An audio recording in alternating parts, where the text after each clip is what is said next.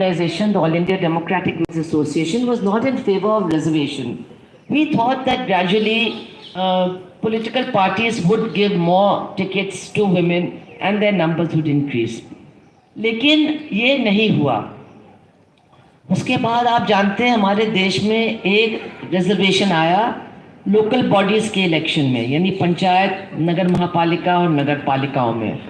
और उसमें हम लोगों ने देखा कि पहले 33% महिलाओं के लिए आरक्षण हुआ, फिर उसके बाद महिलाओं ने जहाँ जहाँ बहुत अच्छा काम किया वहाँ बगैर रिजर्वेशन को बढ़ाए, जैसे केरला में और कर्नाटका में उनकी संख्या 40 और 42% हो गई.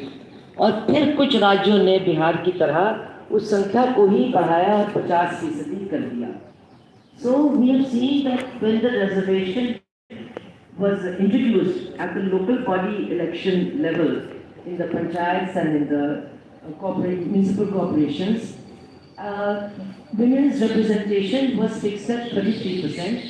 But in many states where they performed very well, for example Karnataka and Kerala, without any increase in the reservation, their numbers became 40% and 42%. And then states like Bihar brought in reservation for 50%. So there, at that level, 50% of the elected representatives are women.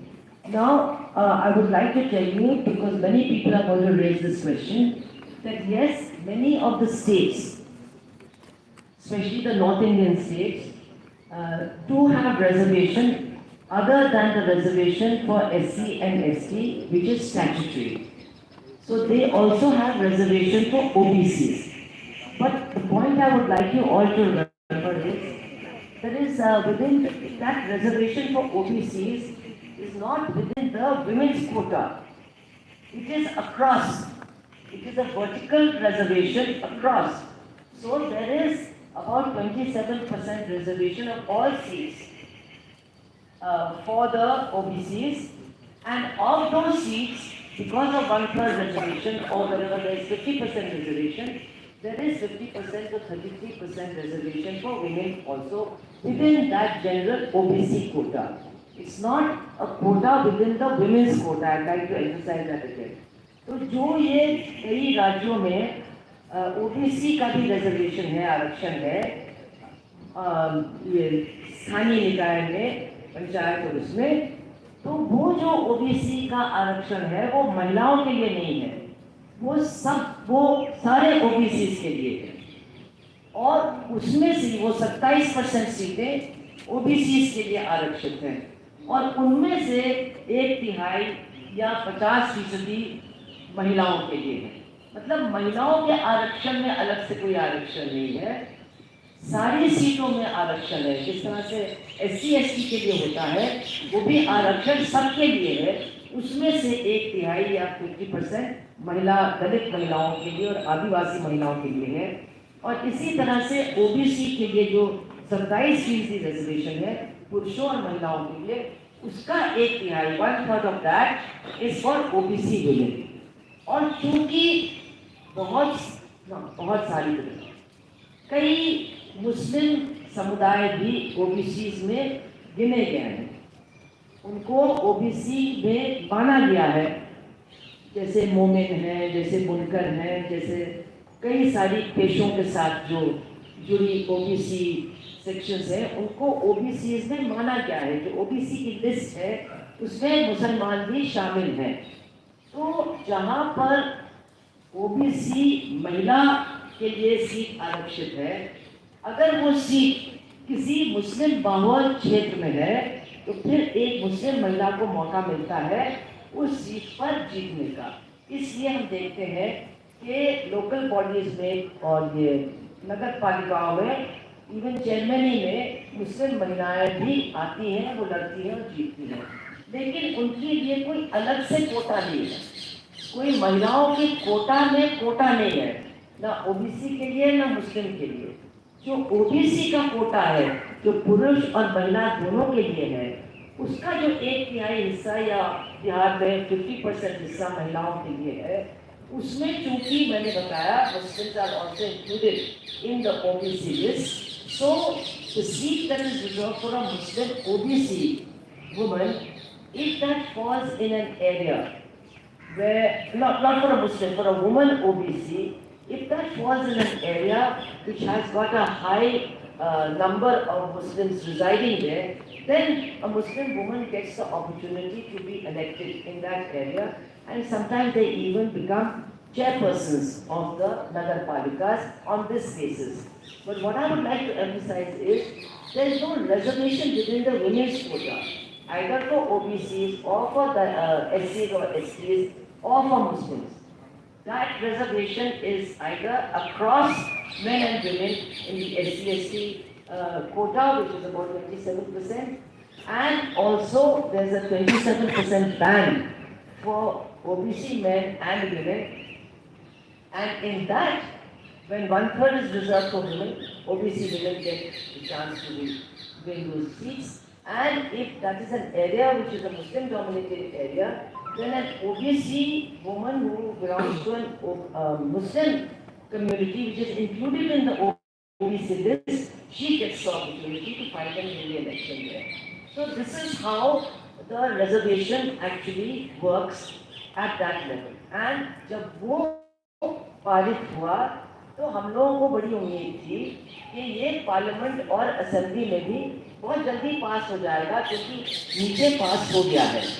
लेकिन जब ये विधेयक तैयार हुआ और जब इसके बारे में this bill was drafted in 1996 and it was drafted, I am very proud to say, by a committee headed by Comrade Geeta Mukherjee, who was a CPI MP, a very veteran CPI MP.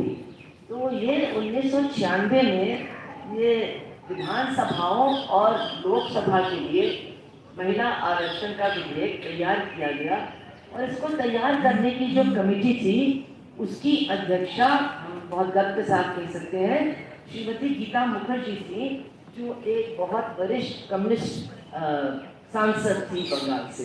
So when this bill was finalized in the committee, all the political parties gave an assurance that without any discussion or debate they would vote for the bill and they would pass it. तो जब ये विधेयक तैयार हुआ तो सारे राजनीतिक दलों ने ये आश्वासन दिया कि बिना बहस के, बिना चर्चा के सारे लोग सर्वसम्मति से इस विधेयक को पारित कर देंगे. लेकिन उस टाइम पर ये यूनाइटेड फ्रंट की गवर्नमेंट थी जिसके देवगौड़ा प्राइम मिनिस्टर थे. तो उस पार्लियामेंट में जब इस बिल को, इस विधेयक को पेश किया गया तो हमारे कुछ जो ओबीसी के बड़े नेता थे उन्होंने इसका विरोध किया और एक ने तो फाड़ के फेंक दिया. लेकिन उनकी जो भाषा थी वो भी थोड़ी सी याद करने वाली है. उन्होंने कहा कि इसके आधार पर कौन जीत करके आएगा, ये तो पढ़ी लिखी शहरी परकटी औरतें, परकटी का मतलब है जिनके बाल छोटे होते हैं, परकटी औरतें चुन करके आएंगी. और ये कहकर के उन्होंने उसको फाड़ करके फेंक दिया और उसके बाद वो विधेयक फिर से उस सरकार के दौर में पेश नहीं हो पाया. So when in 1996, when Devgowda was the Prime Minister, the bill was presented, one of our very senior leaders who belong to the OBC community, he actually came to, got up and he tore the bill to shreds, and he said, if this bill becomes a law, who are the women who will get elected? They will be urban, educated, upper caste women with short hair. And we don't want to see this happen, so we are not going to allow this bill to be passed. So after that, as long as the United Front government lasted, that bill was not presented again. उसके बाद फिर आप जानते हैं कांग्रेस की सरकार आई, अटल बिहारी वाजपेयी की सरकार आई, उसके बाद कांग्रेस की फिर सरकार आई और अब इसके बाद नरेंद्र मोदी की सरकार सन 14 से है. So after that, the Congress formed the government, and there was an Atal Bihari Vajpayee government, then the Congress formed the government again, and then we have a BJP government since 2014. And at the time of the Congress government, as we know, the bill was passed in the Rajya Sabha. Congress के समय में 2010 में ये विधेयक राज्यसभा में तो पारित किया, लेकिन लोकसभा में उसको पारित करने का मौका नहीं उठाया गया। So there was no that the opportunity to bring it before the Lok Sabha was lost. So then the bill lapsed. मतलब एक आधी अधूरी विजय के बाद वो फिर से खटाई में पड़ गई। तो मैं आपको बहुत स्पष्ट बताना चाहती हूँ कि इस विधेयक का गला घोट करके उसको मार डालने का काम कई राजनीतिक दलों ने किया है। Many political parties have actually tried to strangle and kill this women's reservation bill. और मुझे बहुत खुशी है कि महिला आंदोलन के कई हिस्सों ने और केरवा ने और कम्युनिस्ट पार्टियों ने लगातार इस बिल को जिंदा रखने की कोशिश की। But as it happens, it was many sections of the women's movement and ADWA and also the communist parties who from time to time raised the issue of this bill and kept this bill alive. So that is the story till a week ago. Now, the two things that we should remember is that BJP has always in its election manifesto declared that Bharatiya Janata party ने हमेशा अपने चुनाव घोषणा पत्र में कहा है कि हम इस विधेयक को लाएंगे और हम इसको पारित करेंगे। So they had a overwhelming majority since 2014, which became even a bigger majority in 2019, but they did not bring the bill till just a few days ago. तो उनकी बहुमत थी 2014 में और उससे भी बढ़कर के बहुमत आई 2019 में, लेकिन वो इस बिल को, इस विधेयक को पारित करने के लिए उसको उन्होंने पेश नहीं किया। So now the thing is that they brought the bill, उन्होंने बिल को पेश किया और बिल पारित भी हो गया है। अब बिल तो हम लोगों को सोचना कि भाजपा ने ऐसा क्यों किया और जो उन्होंने पारित करवाया है वो है क्या। So now the question that we have to answer or think about is, why did they bring the bill now and what kind of a bill is it? Is it the bill that all of us who were supporting the bill and demanding it, is it that bill? तो मैं तो कहूँगी कि Bharatiya Janata party सन 24 के चुनाव के बारे में उतनी आश्वस्त नहीं है जितना लोग समझ रहे हैं और इसलिए वो लगातार सन 24 के लिए एक ऐसा मुद्दा ढूंढ रहे हैं जो उनको जीत की तरफ धकेल देगा। So they are not very confident about their victory in 2024 and so they are looking for an issue which will propel them to victory. उन्होंने यूनिफॉर्म सिविल कोड के बारे में एक घोषणा की कि हम ला रहे हैं, लेकिन उसके बारे में आप जानते हैं कि करीब 76 लाख प्रतिक्रिया आई हैं पूरे नॉर्थ ईस्ट में, ट्राइबल्स ने, दलित ऑर्गेनाइजेशंस ने, सरकारों ने, जैनियों ने, ईसाइयों ने, सब ने इसका विरोध किया है। वो जिनका विरोध चाहते थे यानी मुस्लिम कम्युनिटी का, उसने पूरी कबीर ज़बान में अपने विरोध को व्यक्त किया और 76 लाख उनके पास, लॉ कमीशन के पास प्रतिक्रियाएं आई हैं। तो ये जो इन्होंने कॉमन सिविल कोड के बारे में लोगों से कहा कि आप अपनी राय दीजिए, तो 76 lakh responses have been received by the Law Commission to their announcement that they are going to bring in a uniform civil code. And it has been opposed by tribal communities, Dalit organizations, by the entire Northeast, by the Sardar community, by the Christian community, the Jain community, and also many matrilineal tribes, etc. So actually the BJP has gone on the back foot and said, okay, if we won't apply it to this community, we won't apply it to that religious group, etc., which means that how can you have a common civil code if you're saying that a large number of communities are going to be exempt? तो ये जब विरोध सामने आया तो भाजपा को भी पीछे हटना पड़ा और कहना पड़ा कि अच्छा ठीक है, हम इनके ऊपर लागू नहीं करेंगे, उनके ऊपर लागू नहीं करेंगे।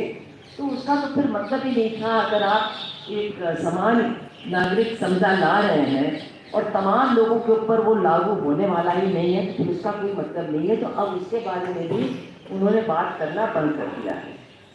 फिर उनका एक लगातार वो मुद्दा चलता ही है दंगे का, मुसलमानों के खिलाफ नफरत का, लेकिन वो भी अब उतना काम नहीं कर रहा है जितना काम पहले करता था। सो of course they have their regular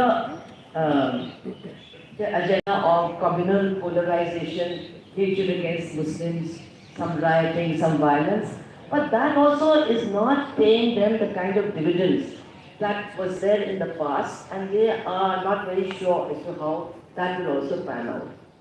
And also, I would like to remind you that across the board, the BJP is being seen today in our country that certainly does not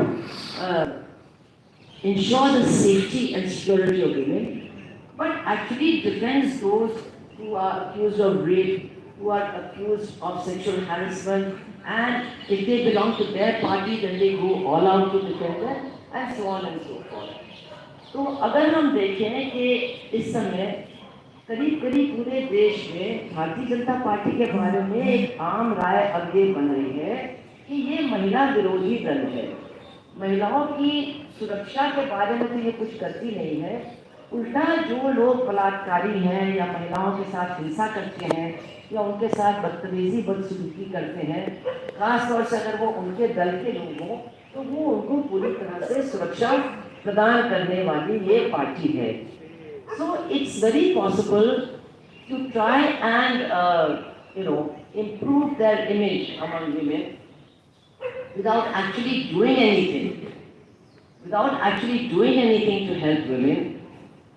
They probably thought that this would be, जैसे कि वो लोग हमेशा कहते हैं master stroke, that this would be a master stroke if they brought in and passed the women's reservation bill.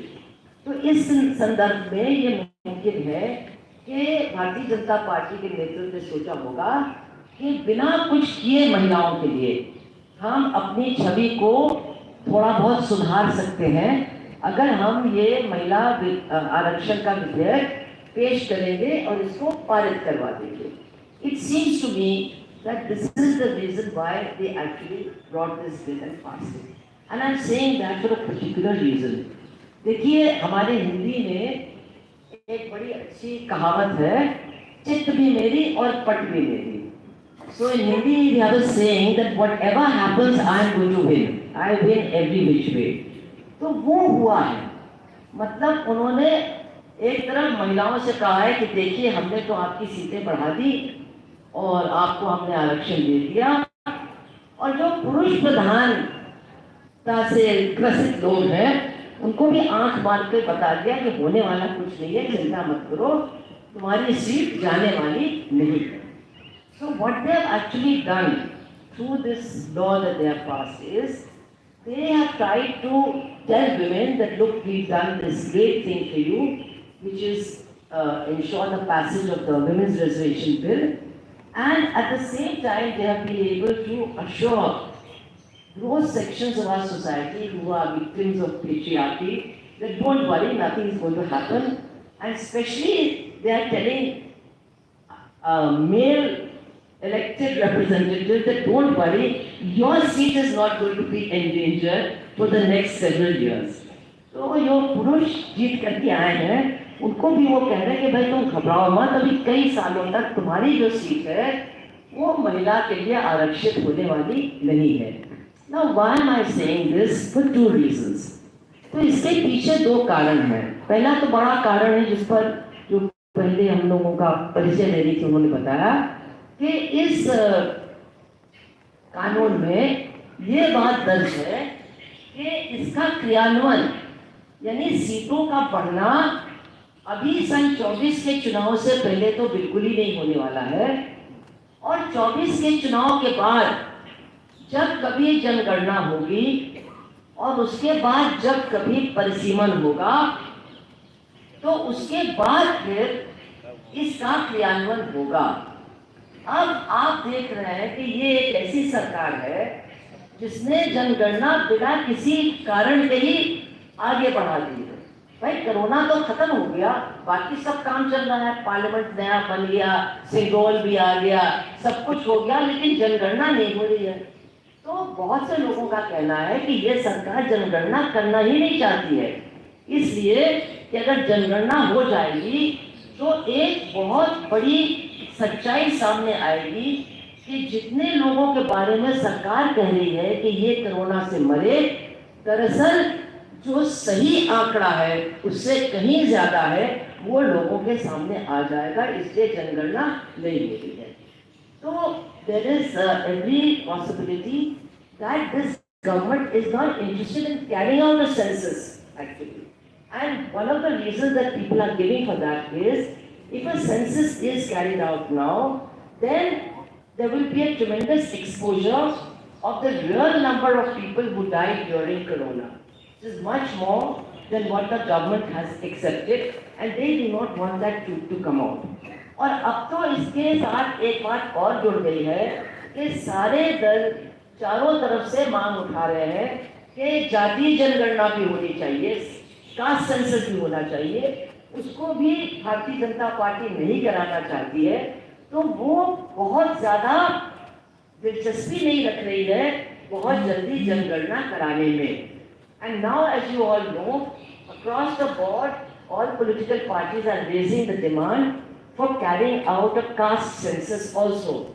Now, the Bharatiya Janata Party is totally opposed to this, and therefore it has one more reason to try and postpone the census exercise for as long as it could. So, therefore, if they come back in 2024, there's every likelihood that the census will be also carried out much later. And then there's the question of the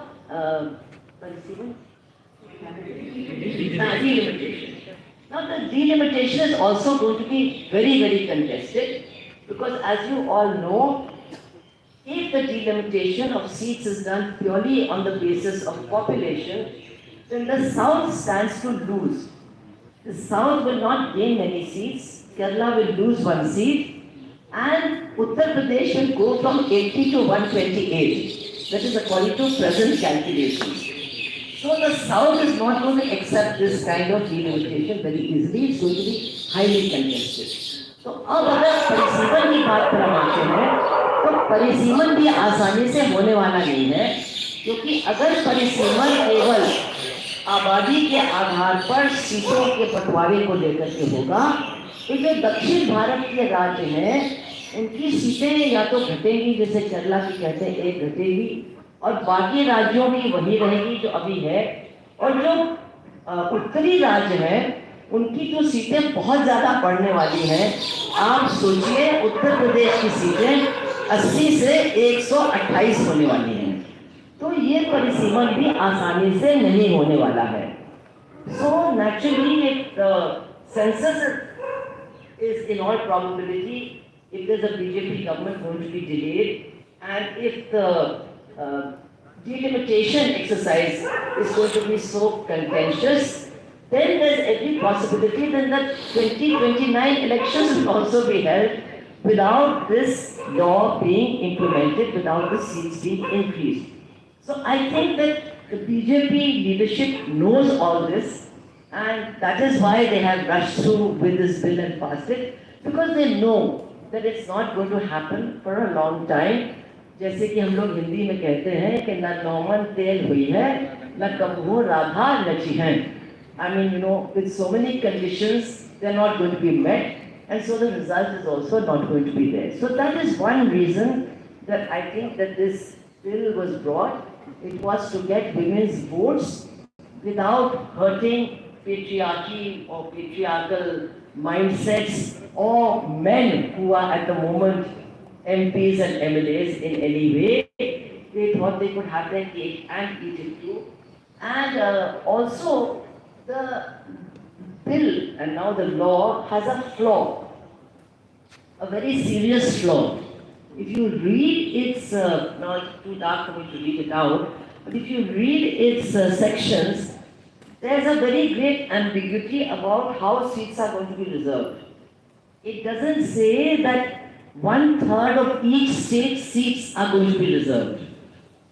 So, places where whoever was the ruling party at that time thinks they're going to lose, or where the opposition is stronger, whatever, they will also then reserve seats for women according to their whims and fancies, according to their own political considerations and plans. तो इस कानून में एक बहुत बड़ी त्रुटि ये भी है कि पहले जो विधेयक तैयार किया गया था उसमें ये था कि हर राज्य की जो सीटें हैं उनकी 1/3 महिलाओं के लिए आरक्षित होगी, लेकिन इसमें ऐसा कुछ नहीं है।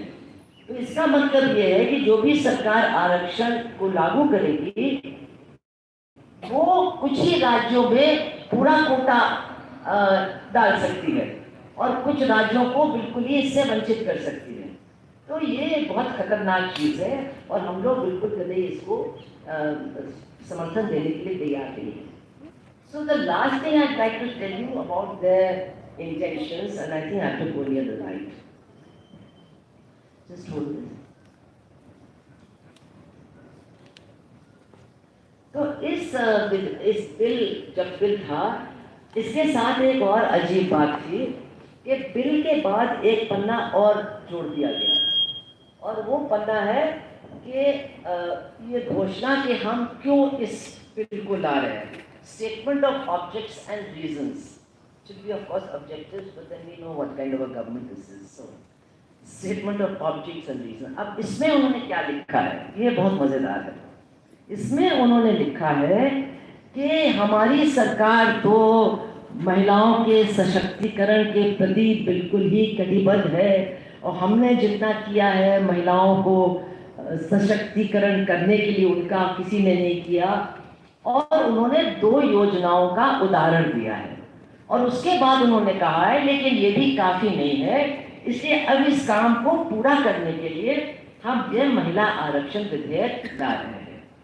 So they have said in the statement of objects and reasons that no government has been as committed to the empowerment of women as this government, and they have given an example of two of the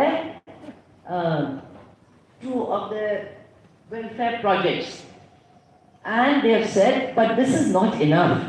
So now to complete this work, we are bringing in this draft and making it into law. तो कौन सी वो 2 योजनाएं हैं जिनका उन्होंने इसमें जिक्र किया है? बहुत मजेदार बात तो ये है कि ये 2 योजनाएं वही योजनाएं हैं जिनको लेकर के हमारे देश की औरतें, खासतौर से गरीब औरतें, सबसे ज्यादा नाराज हैं, सबसे ज्यादा आक्रोशित हैं। एक है उज्ज्वला गैस योजना और दूसरा है शौचालय निर्माण योजना। So the 2 government welfare plans that they have mentioned are exactly and precisely those welfare plans which women in this country, especially poor women, are most angry about. One is the Ujjwala gas promise, and the other is the construction of toilets, that promise. अब मामला क्या है? Ujjwala gas आपको सबको मालूम है कि ये मुफ्त में सिलेंडर देने की बात थी। वो मुफ्त में सिलेंडर बिल्कुल मिल नहीं रही है क्योंकि उनके साथ भी शर्तें जुड़ी हुई हैं और गैस के दाम, सिलेंडर के दाम इतने ज़्यादा बढ़ गए हैं कि गरीब घर और मामूली घर के लोग, महिलाएं गैस का सिलेंडर खरीद ही नहीं सकती हैं और एक बार फिर उनको चूल्हा फूंकने के लिए मजबूर किया जा रहा है। इससे बहुत नाराज है, बहुत गुस्से में है। और जहाँ तक शौचालय की बात है, आप लोगों को तो मालूम है कि अभी 2 महीने पहले जो हमारा national health survey, family health survey निकलता है, उसमें जो काम करने वाले स्टैटिस्टिशियन थे उनको नौकरी से निकाल दिया गया क्योंकि उन्होंने ये बात बता दी कि जितनी शौचालयों की बात आप कर रहे हैं उसमें बहुत सारे केवल कागज पर हैं, वो बने नहीं हैं, तो उनको नौकरी से निकाल दिया गया। और इसके साथ साथ खासतौर से उत्तर भारत के लोग जानते हैं इस बात को कि रोज बलात्कार होता है ग्रामीण क्षेत्र में, रोज एक महिला मारी जाती है, रोज एक बच्ची के साथ हिंसा होती है। और क्या लिखा जाता है कि वो शौच के लिए घर से निकली थी, तब उसको पकड़ के घसीट ले गए। वो शौच के लिए घर से निकली थी, इसलिए उसका अपहरण हो गया। तो अगर उन लोगों के घर में शौचालय बन गया है तो वो घर से शौच करने के लिए निकले ही क्यों थे? यही इस बात का प्रमाण है कि वो शौचालय बने नहीं है, और अगर बने हैं तो काम नहीं करते, क्योंकि वहां ना पानी का कनेक्शन है और ना सीवर लाइन की कनेक्शन है। तो what is the truth is that poor women are denied the free cylinders, gas cylinders that they were promised in the Ujjwala Yojana, and neither are they in a position to buy gas cylinders because their price has increased so astronomically. So they are really very angry about this, very angry. And the second thing is that they are also very angry about the fact that the government's promise to construct toilets in all homes has not materialized. We all know that a statistician who was working for the National Family Health Survey came out with a statement that the constructed toilets were much less in number than those that were being claimed on paper. And he was sacked, he was thrown out of his job. But if you see newspaper reports, especially of North India, where every day a poor woman or a poor girl in a village is raped or killed or abducted, when the newspaper report comes, they always say she was going out of her home to relieve herself and she was pulled away. She was abducted, she was kidnapped, she was attacked. So the point is that these people, poor people, have toilets in their homes. Why are they going out to relieve themselves? The truth is that there are no toilets, and if there are any, they are dysfunctional because there is no water connection and there is no sewer line at all. So there is no question of these toilets being in use. So what I am trying to say is that the two schemes that they are mentioned as part of their great women's empowerment mission are those very same schemes that women in India are really angry about.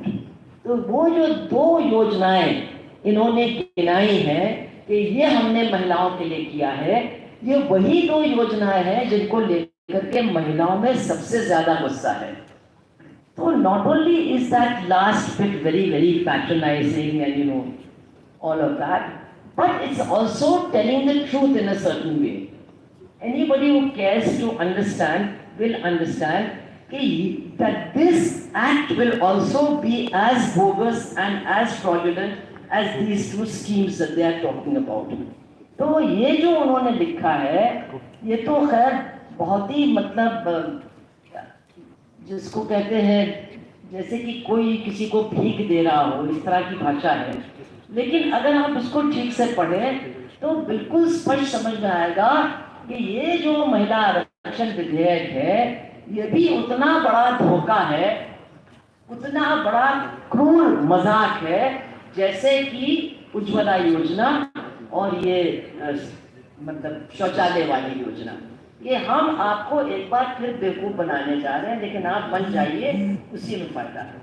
So for all these reasons, this is an extremely flawed act that has been passed, and it is not going to really increase the number of women in elected positions in the near future, and it is very much like most of what the BJP does, which is promise a lot and deliver nothing, maybe even take back something that people already have in the name of giving them more. And that is why we should understand what this act is all about, and at least I am telling people that if you want to see the act become a reality in your lifetime, then it's very necessary to vote them out in 2024. Because if they come back, they are never going to implement this act. That is for sure. If somebody else comes who can be pressurized, etc., maybe by 2029 we can expect to get the benefits of this act. So I think that is about all I have to say. I have to speak in 2 languages, so it took a little longer. That's all I have to say, and I think you can add to that. And then if there are questions, I know there will be questions, and I know what the questions are going to be, and certainly I'm going to respond to them. So that's all I have to say. Thank you very much. सलाम लाल सलाम. Thank you. बहुत बहुत धन्यवाद.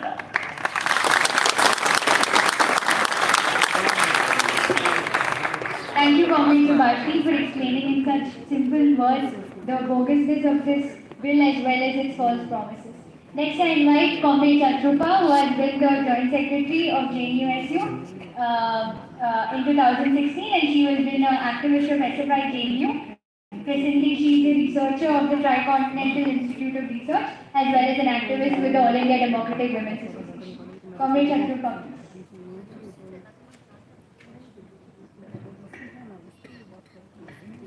Yes, so actually, Comrade Subhashini has spoken, I think, all the aspects of the bill, which is now the act, and I'm not going to repeat what she has said. There are 2 things that I would like to emphasize because I was a student union representative here, and I see that many women are coming into politics, particularly in student politics. मैं एक चीज़ बोलना चाहती हूँ. कुछ दिन पहले जब Delhi university का जो स्टूडेंट यूनियन इलेक्शन हो रहा था, उस समय एक जर्नलिस्ट ने मुझे ये सवाल पूछा कि क्या मैं ये दिल्ली यूनिवर्सिटी में जो स्टूडेंट यूनियन इलेक्शन हो रहा है और जैसे पॉलिटिकल ऑर्गेनाइजेशंस वीमेन कैंडिडेट्स को फील कर रहे हैं और वीमेन सेंट्रिक एक एजेंडा तैयार करने की प्रक्रिया में है या उसको पॉपुलराइज कर रहे हैं, उसका हकीकत क्या है. मुझे लगता है आज जब हम लोग ये विमेंस रिजर्वेशन एक्ट को डिस्कस कर रहे हैं, इसको जोड़ के देखने की बहुत ज़रूरत है. हमारे कैंपसेस के अंदर भी, हमारे लार्जर पॉलिटिकल सिनेरियो में भी, कि एक्चुअली क्या is it the case that political organizations, particularly the right-wing political organizations, are using women's agenda just to get some votes. And I think this is something which demarcates between what populism is and what the sustained popular, democratic, progressive movements have been doing for several years. आज जब हम लोग बात कर रहे हैं 27 years of struggle and how she already spoke that BJP is trying to give that impression, and there are people going around telling the people that see, our government has given it to you. I want to say that you are telling me, I am a young person, I am a young woman. You are basically telling me that my fruit of the struggle, which my previous generations of people have been, undertaking, that credit you are taking, and you are telling me that I cannot enjoy the benefit of this fruit for several years to come. What kind of nonsense is this? Are young people of this country going to take this nonsense?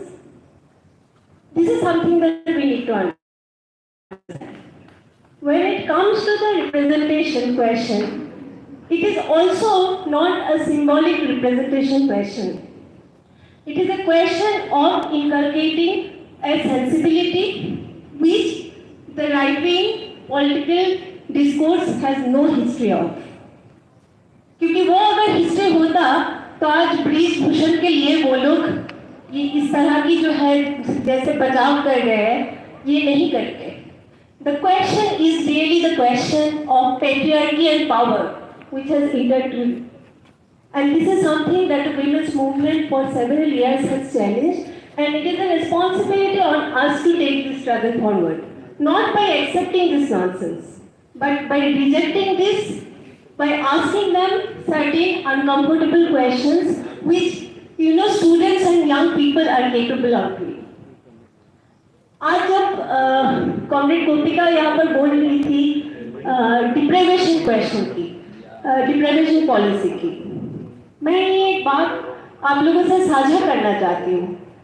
JNU के अंदर आप में से बहुत सारे लोग होंगे जो लोग शायद इस साल एडमिशन लिए हैं या पिछले सालों में एडमिशन लिए हैं। आप लोगों ने एक्चुअली डिप्राइवेशन पॉलिसी का इम्प्लीमेंटेशन इस कैंपस पे देखा नहीं है, लेकिन इसका अगर जेएनयू के पॉलिटिक्स, देश के पॉलिटिकल डिस्कोर्स में, स्टूडेंट पॉलिटिकल डिस्कोर्स में एक इम्पॉर्टेंट जगह बनाया है, तो उसका एक कारण ये भी है कि जेएनयू के अंदर प्रोग्रेसिव डिप्राइवेशन पॉलिसी का लागू हुआ था।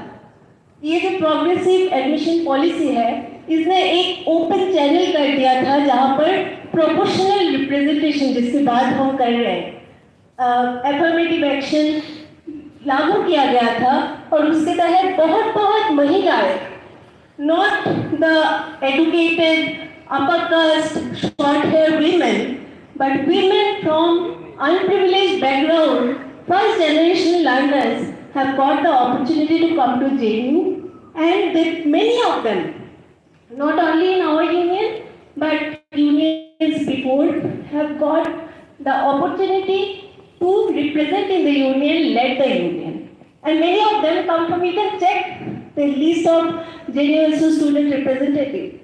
They all, many of them have come from the vulnerable, unprivileged background, but they led the JNUSU. They have given leadership to many important struggles.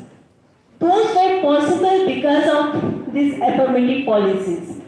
And those policies, this government and their, loyal bodies in different universities, they are destroying. तो आज जब ये deprivation point की बात हो रही है, आपके कैंपस के संदर्भ में ये बहुत ही इम्पोर्टेंट है। ये महिला रिजर्वेशन का भी सवाल है और बहुत इम्पोर्टेंटली ये महिला रिजर्वेशन की सवाल है। डीयू के अंदर जो हालात हम लोग देखते हैं, उसमें एक बहुत इम्पोर्टेंट चीज मिसिंग है। डीयू के अंदर जो अभी एक्सरसाइज हुआ, that is a democratic exercise, so called democratic exercise, but where is the democracy? क्या डीयू के अंदर महिलाओं के लिए हॉस्टल सुनिश्चित किया गया है? अगर महिलाओं के लिए हॉस्टल सुनिश्चित नहीं किया जाएगा, तो क्या ये संभव है कि ज्यादा से ज्यादातर महिलाएं स्टूडेंट पॉलिटिक्स में हिस्सा ले पाए? Not only that, their studies are suffering. Many of them are forced to take up jobs to make their living in Delhi because they come from different places in India. Now, if this is the situation, without really addressing these questions of, how the women's participation can be seriously addressed in politics, many organizations are going around with populist take. कि किसी तरह से somehow to make an arrangement, somehow to make this populism work, that we are talking about women's question. तो हम लोगों को आज जब भाजपा ये बिल और ये एक्ट अभी बन गया है, भाजपा का इंटेंट को हम लोग सवाल क्यों कर रहे हैं? क्योंकि उसका एक इतिहास है और उस इतिहास के अंदर महिलाओं के पक्ष में, महिलाओं के लिए कुछ सच में करने का बहुत कम ही उदाहरण है, जिसके लिए हम लोग आज, मतलब आप में से कई लोगों को लग सकता है कि कुछ लोग आते हैं और भाजपा के खिलाफ बोल के जाते हैं. It's not that. There are reasons for which we are putting up this question. And it is important for any critical intellectual, of which we all are part, to understand this kind of dynamics within the politics, to actually question the power. Thank you so much. Thank you, Comrade Shatrukha. I think as an ex-student activist as well as a representative of the JNUSU, Comrade Shatrukha has put out a great issue of the representativeness of female students in student politics. And I think we have just the right person here along with us today, Comrade Nishta Sikh, who contested for the Delhi University Students' Union as part of SFI JNU for the post of Joint Secretary. When the BJP is having a savior complex today by introducing the bill, they should really reflect on how the male leaders of ABVP were conducting themselves in the DUSU elections and how they were barging into the spaces of women like Miranda Halzar, TCW and Aditi colleges. So I request Comrade Mishka to share her experiences and the brave fight she put up against the muscle and money power of ABVP as well as NSUI. लाल सलाम, लाल सलाम। सभी साथियों को क्रांतिकारी इस्तकबाल। क्योंकि आप सब स्टूडेंट्स हैं, we students are revolutionary you all. So like DUSO elections, it is very different from JNU SFI elections. JNU में काफी सालों के स्ट्रगल के बाद we have been creating the spaces for gender minorities. पर DUSO में ये पॉसिबल नहीं है अभी हमारे लिए। This year SFI introduced two of us, me and Comrade Aditi Tyagi. We both were the female candidates of SFI. And when we were going to Miranda House for the campaign, for the DUSO election campaign, those Parishad people, they came to us, they were honking, they were teasing, they were even mocking us left politics. So yes, we will try and we will force even DU students to act just like JNU student community, that we will create a place, we will create a space where every gender minority, every person who is not coming from a wealthy background, but still they can contest elections because they have a hold among the students. We are students. People who are contesting DUSO elections are not students. When you look at them, they are not the kind of people who are going to sit inside the classroom. They are not going to visit the library. They are not going to eat in those canteens. And talking about women in the DUSO representation, it is terrible because their women candidate was not even announced. They just brought a girl and she was the candidate. They never, like, my comrades were talking about my name. They said it right now, Comrade Nishtha Kolazram, but they never, Parishad never talked about their women like that. Because that is just a women are just like a token to them. When people barge inside Miranda House twice in 1 week, holding hands of women so that they do not get attacked by women of that college. DUSO ka population, DU students population, 50% students belong to gender minorities and women, and 50% men. All the co-ed colleges have voting rights in DUSO election, but not all the women colleges. Just 5 women colleges includes in that. Colleges like Lady Shri Ram, DIC, Daulat Ram College, Gargi College, IPCW. Those colleges do not have voting rights. And DUSO, Parishad like DUSO, since 20 years have not been speaking about it.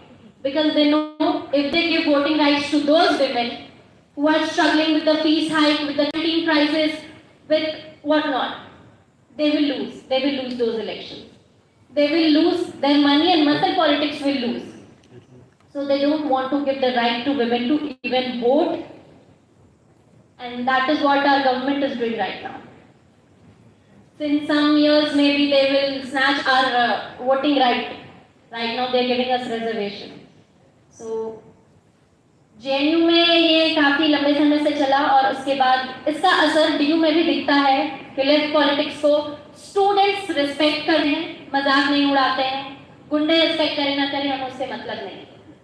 तो students respect कर रहे हैं। आने वाले समय में we will make DUSO just like JNU SU a progressive students organization जहाँ पे हमारे स्टूडेंट्स के मुद्दों पे बात हो, जहाँ पे जेंडर माइनॉरिटीज के बारे में बात हो, जहाँ पे लड़कियों के बारे में बात हो, जहाँ पे हर एक DU के कॉलेज को वोटिंग राइट मिले। Thank you.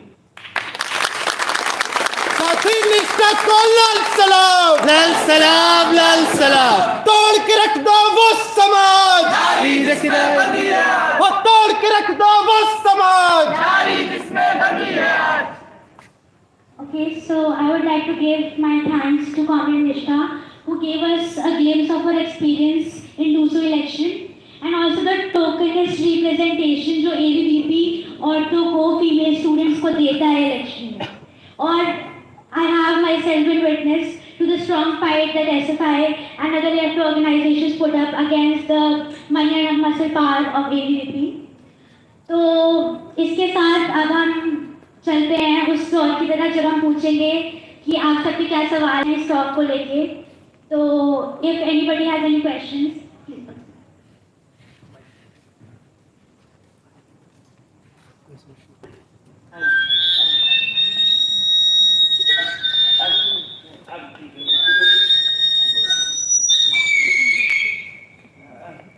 Good evening, ma'am. My name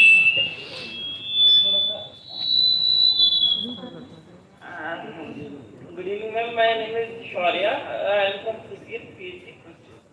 Ma'am, it is a very enlightening talk, ma'am, and you raised very positive points. Ma'am, my question to you is, you raised very critical objections to this, which is very rightly so. Ma'am, but you see it is as a victory for the women in the procedural sense.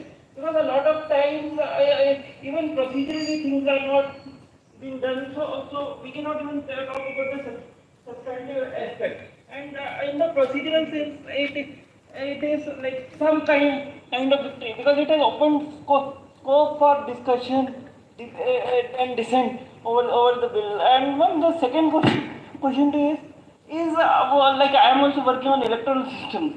So I see that in Nepal, their parties have reserved some seats. Some of the lists have women reservation. Like each party have to reserve 33%. Yes, mixed proportional representation.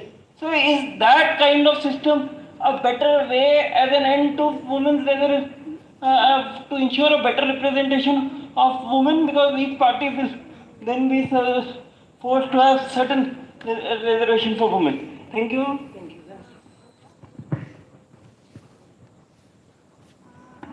You see, the trouble is that we tend to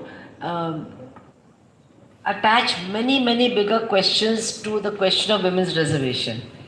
These are all questions which deal with the electoral system we have in our country. We have this first past the post. There have been many discussions on electoral reforms, that the state should finance the election, that there should be proportional representation, or there should be a mix of proportional and first past the, but none of those have seen the light of day.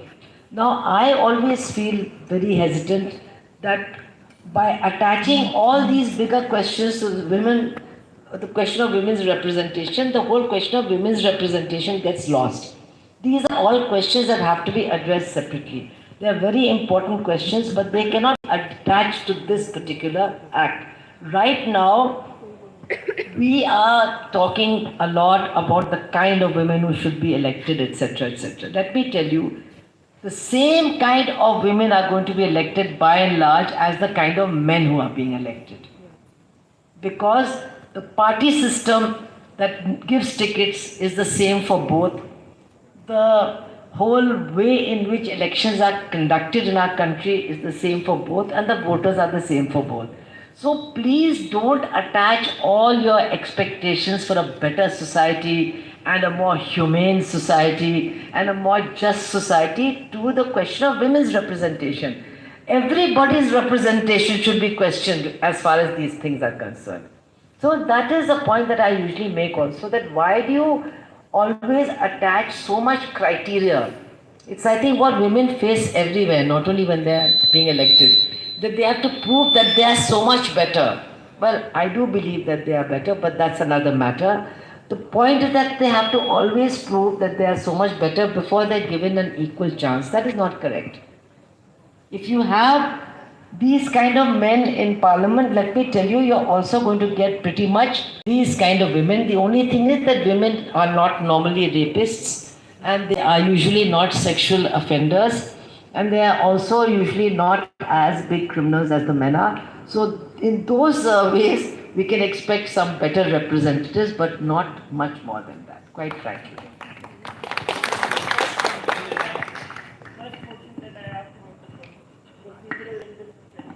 No, that, you see, that's all very well. But the point is, it's now 3 days since the act was passed. Are we seeing any celebration anywhere in India? It's really quite amazing, but we are not. There is no celebration taking place anywhere. It's only Mr. Modi who's celebrating. I mean, he's shouting and yelling in all his election meetings, "Humne kar diya, humne kar diya." But I don't see any women celebrating because they know that once again they've been cheated. It is just such an obvious act of fraud that has been perpetrated that it is being seen through by even the poorest woman in some village in India. This is the fact.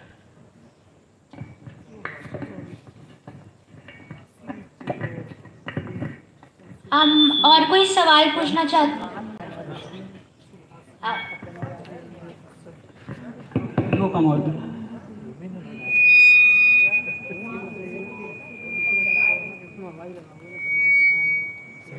Thank you ma'am. Ma'am हमने देखा कि after the 73rd and 74th constitutional amendment act जब local bodies में women को representation मिला, this was countered by concepts like sarpanch पति और प्रधान पति। और then how to we guarantee जब हम with respect to women reservation बात करते हैं कोटा विद इन कोटा की, कि उसके अंदर भी यही सेम चीज़ नहीं होगी that they will be hegemonized by men and upper caste and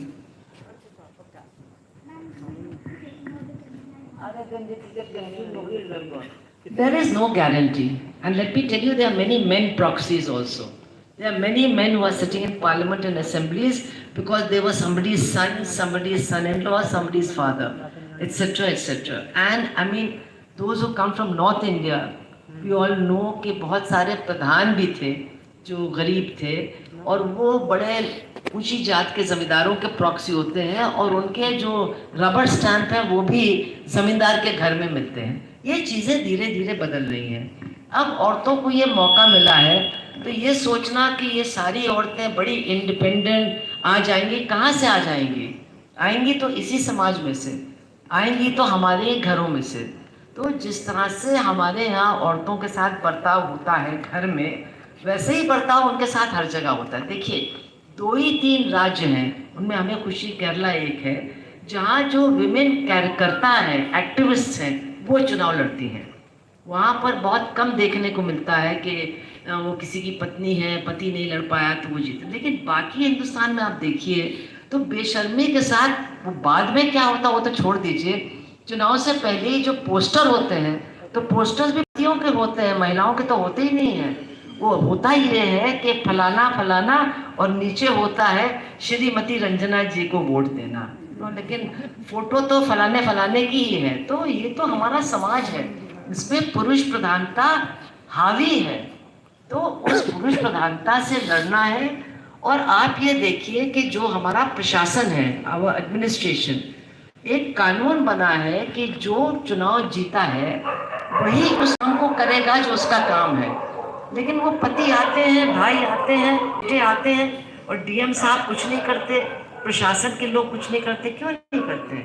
so this is a question of our fight against patriarchy, which is a much bigger fight than all of this, and it's not just going to be removed by saying कि ये तो खत्म होना चाहिए। कैसे खत्म होगा? उसको तो आप कहीं देखिए, हम अपने घरों में नहीं खत्म कर पा रहे हैं, तो वहाँ कैसे इतनी जल्दी खत्म?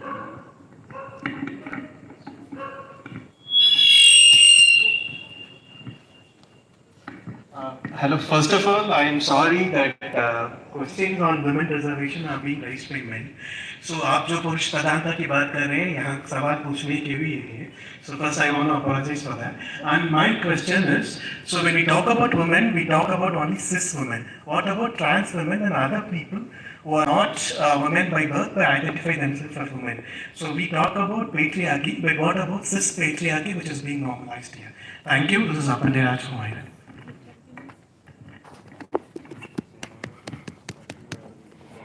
Yeah, I totally appreciate your point, and this is, because the thing is, this bill is 27 years old, and these questions are much more recent questions. And actually, as far as I know, I'm not very conversant with the whole debate, but nobody has really come to any conclusion